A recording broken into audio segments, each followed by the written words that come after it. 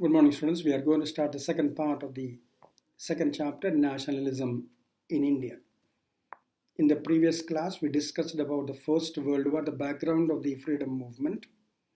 We discussed about Mahatma Gandhi's arrival to India, starting of Sabarmati Ashram, his principal Satyagraha, and he put them into practice in three places successfully: Champaran, Kheda, and Ahmedabad. Then we discussed about the Rowell attack. We also discussed about the Jallianwala Bagh incident. And finally, we discussed how British government suppressed and humiliated Indians. We proceed further today. And there was nationwide strike against the Rowell attack.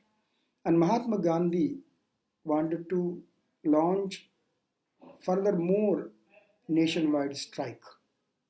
He was looking for an opportunity to get it. So at that time, in 1919, Khilafat movement started in Turkey. It was started by Ali brothers, Shaukat Ali and Muhammad Ali. And the Khilafat committee came to Bombay in 1919 March to support Indian freedom movement. And Mahatma Gandhi wanted to cooperate with the Khilafat movement. Thus, at the Calcutta session of the Congress in September 1920, Mahatma Gandhi convinced Indian National Congress leaders the need and importance of cooperation between Indians and the Khilafat movement. And they also decided to start the civil disobedience movement. And in the Congress session in Nagpur in December 1920, a compromise was worked out and the non-cooperation movement was adopted. 2 points I said, I will repeat that. At the Calcutta session of the Congress in September 1920, he convinced other leaders the need of starting a non-cooperation movement with Khilafat movement. And in the Nagpur session of the Congress, December 1920, Indian National Congress approved the program of Mahatma Gandhi, the non-cooperation movement. Now we are going to start the non-cooperation movement. What was the aim of the non-cooperation movement? The aim of the non-cooperation movement was mentioned in Mahatma Gandhi's book, Hind Swaraj. It was published in 1909. According to this book, he mentioned three important aims of the non-cooperation movement. Number one, not to cooperate with British government. Number two, to make British government aware that without Indian support, they could not do anything. Third, to ask for a Swaraj. I'll repeat, three aims of the non-cooperation movement: not to cooperate with the British government, to make aware British government that without Indians, they could not do anything.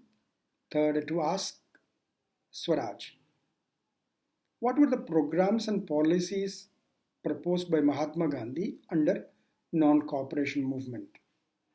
The programs and policies were as follows. Number one, he encouraged Indians to surrender all awards and rewards. Second, he told people to boycott civil service, army and police, including judicial service. Third, he told the people of India to resign government jobs. Fourth, he told the students to leave government schools and colleges. Fifth, he told Indians to boycott foreign goods, especially clothes. So these were the programs and policies of Mahatma Gandhi on non-cooperation movement. I repeat, the surrender of awards and rewards, boycott of civil service, army and police, resigning government jobs, leave government schools and colleges, boycott foreign goods, especially foreign clothes. Now, what was the response of the people towards these programs? Response was very clear. Indians returned the awards and rewards. Indians resigned their government jobs. Indians boycotted foreign goods, including clothes, jewelry, everything. Students left government schools and colleges, and Indians resigned from police, army, and civil service. So, response was very, very clear. Another important point, what was the impact of non-cooperation movement on Indian economy? What was the impact of non-cooperation movement on Indian economy? First of all, Indians boycotted foreign goods, especially clothes and jewelry. So, import of foreign goods became 50%. So, because of the dropping of the import items, the earnings also decreased from 102 crores to 57 crores. So the profit also became 50%. So the demand of Indian goods increased. So the production of Indian textile mills and handlooms went up. Now, these non-cooperation movement mainly active in cities and towns, including some of the rural areas also. But after some time, the movements in cities and towns began to decline. What were the three specific reasons the non-cooperation movement declined in cities and towns? There are three specific reasons. Number one, Mahatma Gandhi told the people to boycott foreign clothes and use Indian khadi. But Indian khadi was expensive. People of India was not able to buy expensive clothes, and they started buying back machine-made foreign clothes.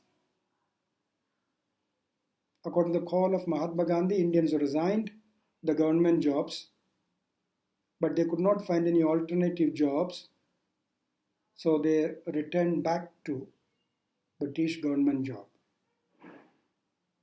Same way, students also left government schools and colleges, but they could not find any alternative schools to continue their studies. They also joined back government schools and colleges. Thus, the non-cooperation movement failed in cities and towns. I repeat the 3 points once again. Khadi was very expensive, they could not afford it, so they started buying foreign machine-made clothes. Indians resigned government jobs, they could not get any alternative job, they joined back to government jobs. Third, students boycotted, they could not find any alternative schools and colleges, they also joined back the government schools and colleges. Thus, this movement failed. In the next class, we'll talk about the social history of the non-cooperation movement, how the people participated, why the people participated in this non-cooperation movement.